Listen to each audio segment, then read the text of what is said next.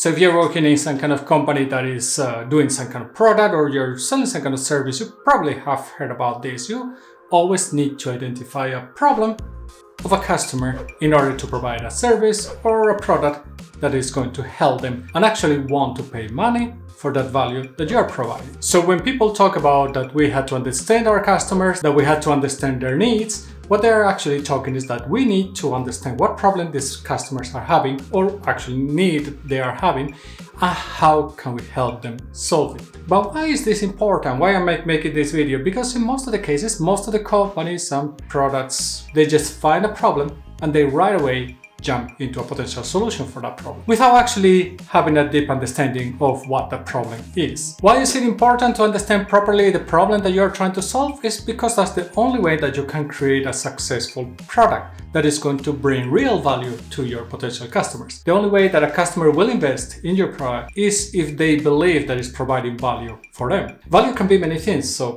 that's a different discussion. Being able to solve a problem for those users is going to be key for them to engage with your product and actually start falling in love with the solutions that you're providing. So this sounds relatively reasonable and relatively easy to do, but many companies are failing out there to actually do this properly. How do you do it? Let's go into it.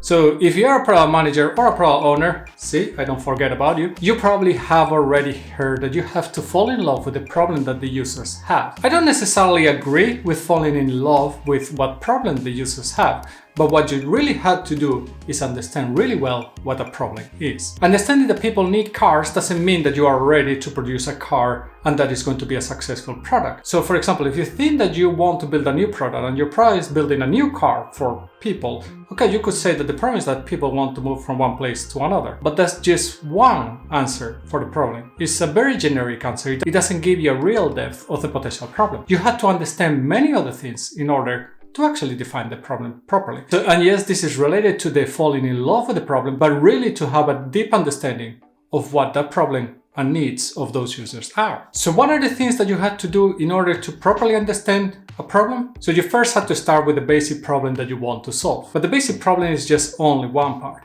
You had to have a very deep understanding of what that problem is and how it affects those users. You are going to have to do things like user research in order to properly understand what this problem is. And when you do a user research, what you want to see is that what kind of users are affected by this problem. There's going to be potentially many users or many user personas that will be affected by this problem, but they are going to all be affected in different levels. So you want to be able to identify those ones that are maybe potentially the widest audience that you could tackle, or if you have little resources, maybe you want to niche down and go for smaller audiences that you can actually tackle yourself. So you have to do an understanding of very good understanding of what those people that could be your potential customers are and which ones are the ones that have higher priority potential for you. So when you identify a problem, your users are going to have potentially one way or another to solve that problem. If we go back to the example of the transportation or the car, there are other means of transportation out there.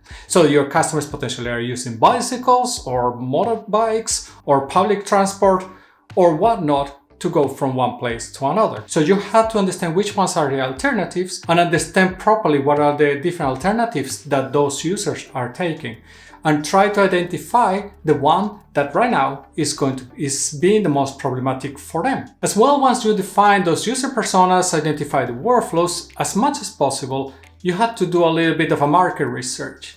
What kind of size of potential market are you talking about here? For many of us, this is potentially a difficult task, but the reality is that you don't want to go for a very, very, very small market that potentially is not going to help you build a successful product. And especially if you're an established company, you are also want to take a look into how does this problem fit into their overall vision of the company and also its strategy. It might be that you as a company have a certain strategy and potentially going the direction that this problem is offering is going away from the strategy and the vision that you have as a company. So that's something that you also have to understand and see if there is value or potential value for you as a company to go into this direction. And by the way, it's always very important that you are going to verify this problem with the potential users. So validate it and make sure that there's a sizable amount of people that are having this kind of problem or need. So whenever you're working in a product or whenever you're working with whatever type of service, you have to understand really well what the problem is. There is a very famous quote by Einstein about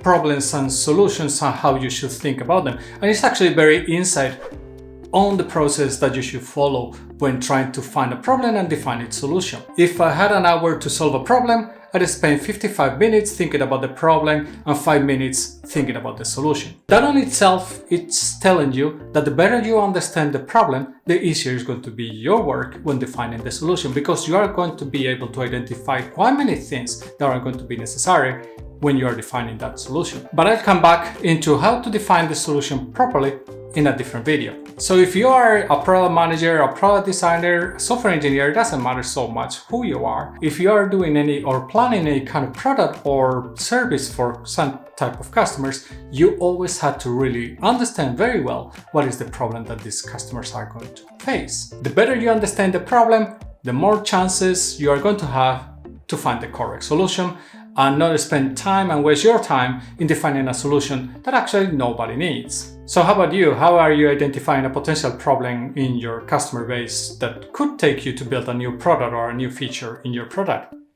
Let us know in the comments below. I haven't said this, but I'm not completely sure when I'm going to publish this video, so it might be by the end of the year or by the beginning of the year. But I hope that for all of us, 2022 is going to be a great year and a much more, hopefully, relaxing year than 2020 and 2021 have happened to be in the past. I will see you in the next video, and remember, stay safe.